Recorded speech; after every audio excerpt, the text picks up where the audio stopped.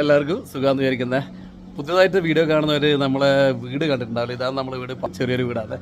അപ്പോൾ ഇന്നത്തെ വീഡിയോ ചെയ്യുന്നത് വെച്ചാൽ നമ്മളെ ഗിഫ്റ്റ് ബോക്സിനെ പറ്റി പറയാനാണ്. എനിക്ക് തോന്നുന്നു ഒരു വക ആൾക്കാർക്ക് അറിയില്ല, കുറേ ആൾ നമ്മളെ വീഡിയോ കണ്ടിട്ട് അറിയാം, എന്നാലും ഒരു വക ആൾക്കൊന്നും അറിയില്ല.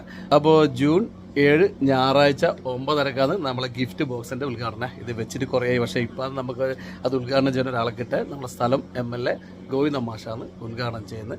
അപ്പോൾ എല്ലാവരും അന്നത്തെ പരിപാടിക്ക് വരണം എന്നാണ് എനിക്ക് പറയാനുള്ളത്. പിന്നെ നിങ്ങൾ ചുറ്റുവട്ടത്ത് ഞാൻ പറഞ്ഞ കഷ്ടത അനുഭവിക്കുന്ന ആൾക്കാർ ആരും ഉണ്ടെങ്കിൽ അവരുടെ ഡീറ്റെയിലും തന്ന നല്ലതല്ല, അവരോട് പറയാം ഇങ്ങനൊരു ഗിഫ്റ്റ് ബോക്സ് ഉണ്ട്, നിങ്ങൾക്ക് വേണ്ടുന്ന സാധനങ്ങളൊക്കെ ഇതിൻ്റെ അകത്ത് ഉണ്ടാവും. നമ്മൾ ഇതിൽ വെക്കാൻ ഉദ്ദേശിക്കുന്ന സാധനം പറ്റി മുമ്പ് പറഞ്ഞ് അറിയാത്തവർ കൂടി പറയാം. ഒന്നുമില്ല, കേടാവാത്ത എല്ലാ സാധനങ്ങളും, കഴിക്കുന്ന എല്ലാ സാധനങ്ങളും വെക്കുക. പാക്കറ്റ് ഐറ്റങ്ങൾ, ചെറുപയർ, മമ്പയർ, അങ്ങനെ അരി സാധനങ്ങൾ, ബേക്കറി ഐറ്റംസുകൾ, അങ്ങനെ എല്ലാ സാധനവും വെക്കാൻ പറ്റുന്നതാണ്. പിന്നെ തുണിത്തരങ്ങൾ, പിന്നെ നോട്ട് ബുക്ക്, പെന്ന്, കളിപ്പാട്ടം.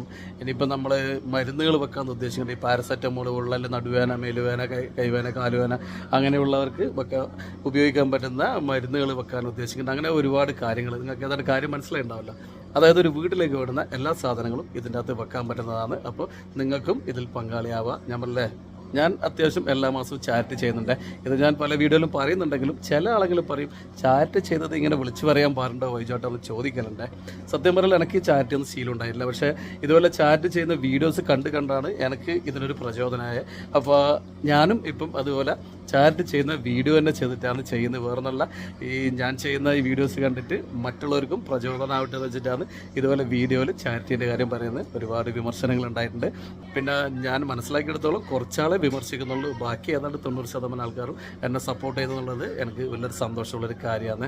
പിന്നെ ഈ ചെറിയ വിമർശനങ്ങളായാലും സത്യം പറഞ്ഞാൽ മനസ്സിൻ്റെ ഉള്ളിൽ ചെറിയൊരു ദുഃഖമുണ്ട്. പിന്നെ സമൂഹം അങ്ങനെയാണ്, അപ്പോൾ അത് നമ്മൾ മനസ്സിലാക്കണം, നമ്മളത് ഉൾക്കൊള്ളുന്നു എന്നുള്ളതാണ്. അപ്പോൾ ഏതായാലും നമ്മളെ ഗിഫ്റ്റ് ബോക്സിൻ്റെ ഉദ്ഘാടനത്തിന് നമ്മളെ വീഡിയോ കാണുന്ന എല്ലാവരും വരണം, എല്ലാവരെയും ക്ഷണിക്കാൻ കൂടിയാണ് ഞാൻ ഈ വീഡിയോ ചെയ്യുന്നത്.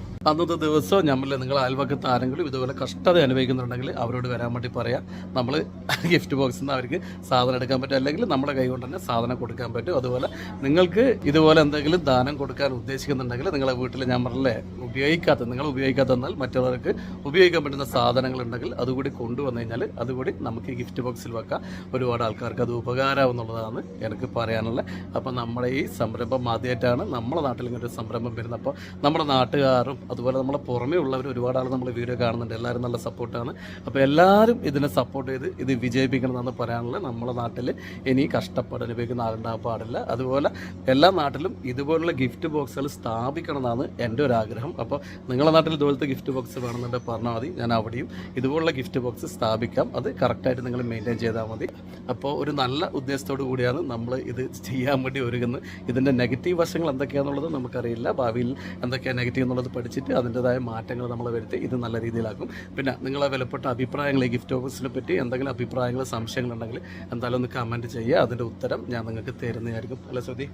അപ്പോൾ ഏതായാലും എല്ലാവരും 7-ാം തീയതി വരുമെന്ന് പറയാം കേട്ടോ. ശരി, എന്നാൽ പിന്നെ എല്ലാവർക്കും ഓക്കെ, ബൈ.